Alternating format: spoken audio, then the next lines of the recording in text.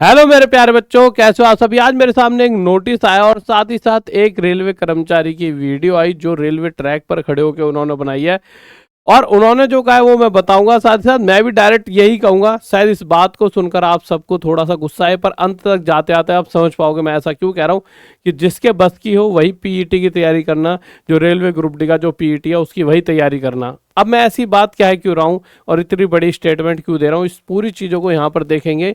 देखिए, बहुत सारे बच्चे जो है रेलवे ग्रुप डी की जॉब लेने के बाद जॉब छोड़ रहे हैं, और कुछ बच्चे ऐसे हैं जो एक एक महीने बाद रेलवे ग्रुप डी रिजाइन कर रहे हैं।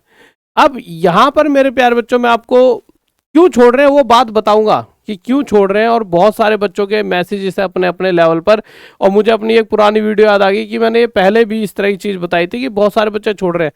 मैं यहाँ पर बस एक बात कहना चाहूँगा कि कोई बच्चा जो पीटी तैयारी कर रहा है और उसे पहले मैं बता दूंगा जॉब किस तरह की होती है, तभी पीटी तैयारी करें। नहीं तो कम से कम जिन बच्चों के घरों में जरूरत है पैसों की, वो बच्चा कम से कम पीटी देकर कट ऑफ क्लियर कर पाए, जिससे कि उस बच्चे को जॉब मिल पाए जिसके घर में जरूरत है, और वो जॉब को रेगुलर पूरी जिंदगी भर कर पाए। नहीं तो आप एक सीट भी खा जाओगे और कल को जॉब भी छोड़ दोगे। जैसे देखिए, बहुत सारे बच्चों के कमेंट मैं आपको दिखाता हूं।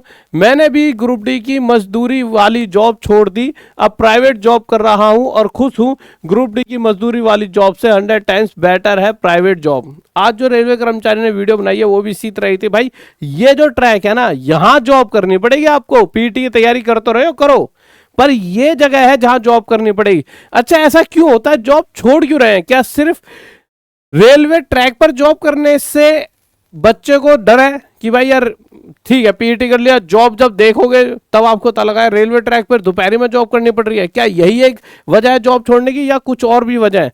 देखिए, कुछ और भी वजह बीच बीच में आते रहती हैं। जैसे अगर मैं बात करूं, एक ये वाली जॉब होती है जिसके अंदर आपको पूरी पूरी मेंटेनेंस करनी पड़ती है मेरे प्यारे बच्चों।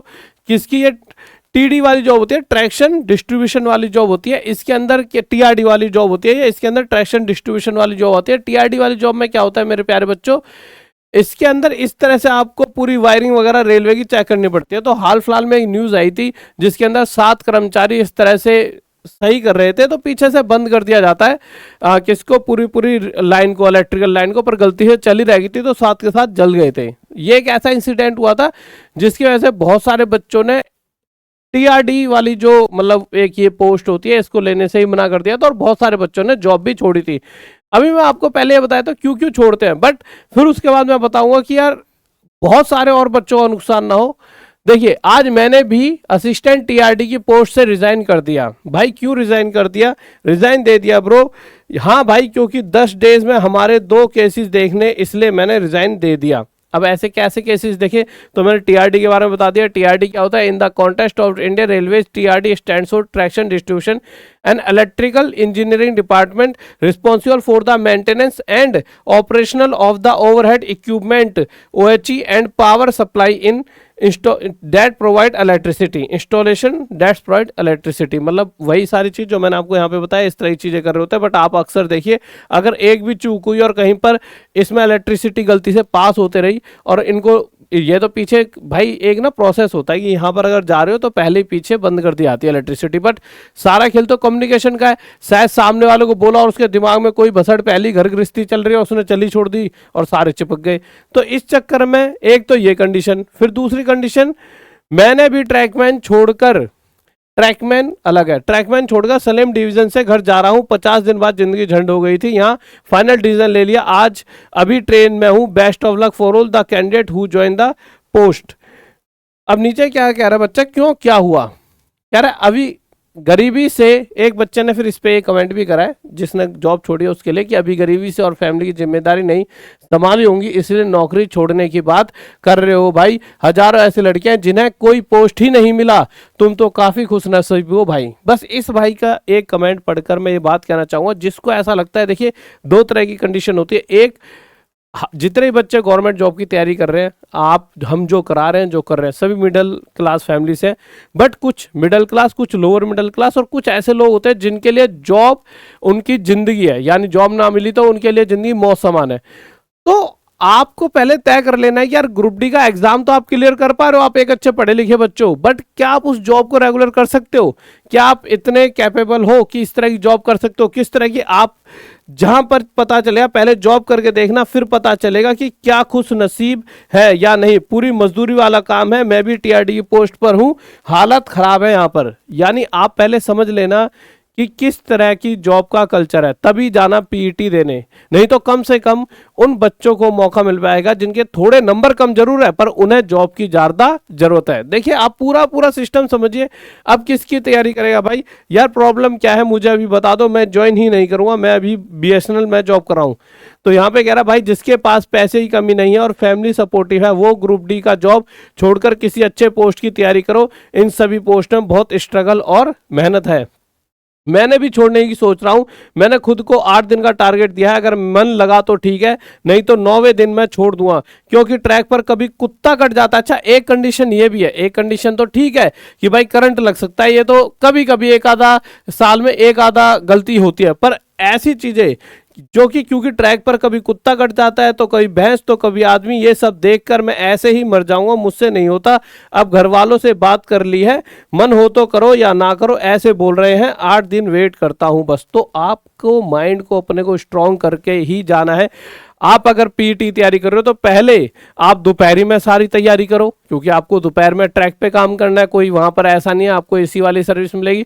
दूसरी चीज, ट्रैक पर किसी भी तरह का हो, चाहे लाइन वाला हो चाहे जो भी हो, उसके अलावा दूसरी चीज अलग अलग तरह की चीजें, कभी कुत्ता कट रहा है, भैंस कट रही है, जैसा कि इस पूरे में कर दिखाया आदमी कट रहा है, तो इस तरह की सारी चीजें आपके सामने हो रही होंगी। क्या आप इस तरह की चीजें देख पाओगे?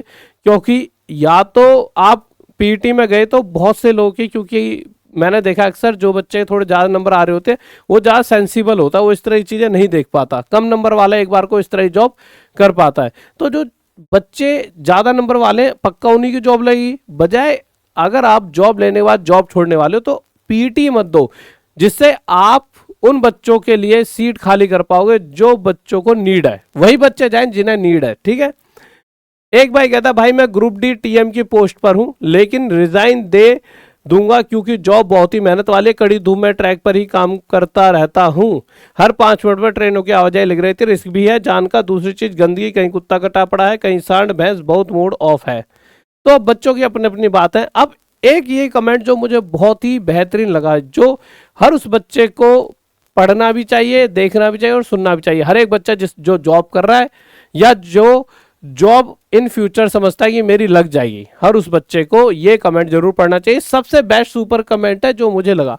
बच्चा कह रहा है मैंने 2017 में एसएससी जीडी की जॉब छोड़ दिया था और उसके बाद बहुत से एग्जाम में कुछ मार्क्स से रह गया, फिर 3 साल कोविड में बर्बाद हुए, अब 2023 में ग्रुप डी की जॉब मिली है। मेरे सभी से यही कहना है कि जॉब ना छोड़े, साथ साथ तैयारी करते रहे। मेरे प्यारे बच्चों आप समझिए इस बच्चे की व्यवस्था, जहां वो 2017 में एसएससी जीडी तैयारी मतलब एसएससी जीडी की जॉब कर रहा था, वो छोड़ दी, उसे लगा छोटी मतलब और बड़ी पोस्ट पे जाऊंगा। और अच्छी बात है, सोचना बड़ी पोस्ट के लिए तैयारी करना कभी गलत नहीं है। ये जीवन एक बार मिला, बड़ी सी बड़ी आपको पद पे पहुंचना और मेहनत करते रहो, और इसमें कोई गलत नहीं है। पर इस बच्चे ने जॉब ही छोड़ दी, वो उसने अपने हिसाब से उस समय सोचा हो, पर उसने अपना एक्सपीरियंस बताया कि हुआ क्या इन द एंड। फिर उसने कोई भी जॉब नहीं मिली और लास्ट में फिर उसे ग्रुप डी मिल रही है। और ग्रुप डी तो वैसे भी एसएससी जीडी से बहुत नीचे तत्वे की जॉब है और बहुत वैसी जॉब है जहां पर आप वैसे ही जॉब नहीं करना चाहते।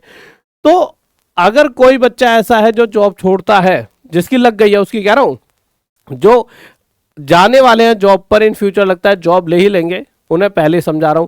बट जिनकी लग चुकी है, जो आपके भाई बंधु है, कभी सोचते हैं छोड़ने, तो उन्हें यह दिखा देना कि अगर लग रहा है जॉब छोड़नी है, खराब जॉब है, तो आप टाइम निकालें कैसे भी और दूसरे एग्जाम की या जो भी तैयारी है उसे कंटिन्यू करके बड़ी पोस्ट के लिए तैयारी करें। नहीं तो 1-2-3 साल बाद आपके इंटरनल एग्जाम्स निकलते हैं जिससे आप अपनी प्रमोशन कर सकते हैं। तो इस तरह से भी आप सोच सकते हैं। ऐसा नहीं है कोई बच्चा ये सोचे कि यार इतनी गंदी जॉब है मैं तो जाऊंगा ही नहीं।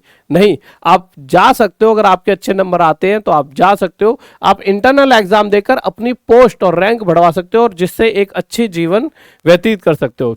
मैं भी 2014 में CNW में कैरेज क्लीनर की पोस्ट पर लगा था। पहले ही दिन हाथ में झाड़ू थमा दी। ट्रेन में साफ सफाई करो, कई बार पैसेंजर के बीच साफ सफाई करनी पड़ती थी, मगर मैंने हार नहीं मानी और अपनी पढ़ाई कंटिन्यू रखी।